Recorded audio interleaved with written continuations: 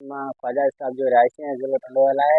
ऐं हीअ परवीना मिरपुर खां ज़िले जी रही आहे। मुंहिंजी माइटी आई आहे। हींअर सां मां पंहिंजो प्यार जो पुराणो कयो नवाबशाह कोर्ट में।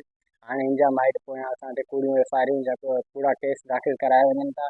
उन्हनि खे अपील आहे सिंधियत जे वॾे ऑफिसरनि खे त असांखे तहफ़्फ़ुज़ फ़राहम कयो वञे। नालो परवीना आहे। मुंहिंजे बाबा जो नालो रमज़ान बब्बर आहे। असां असांजी रिहाइश सियाल कॉलोनी मिरपुर खां ज़िले में आहे।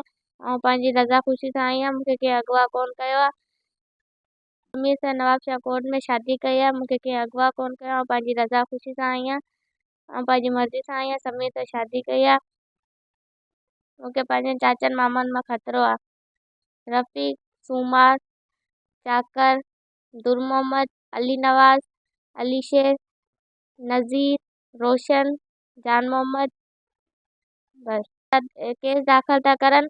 असांखे हू मारणु चाहिनि था। असांजी ज़िंदगी उन्हनि खे अपील था कयूं असांखे तहफ़्फ़ुज़ फ़रमाए करे वञे। असांखे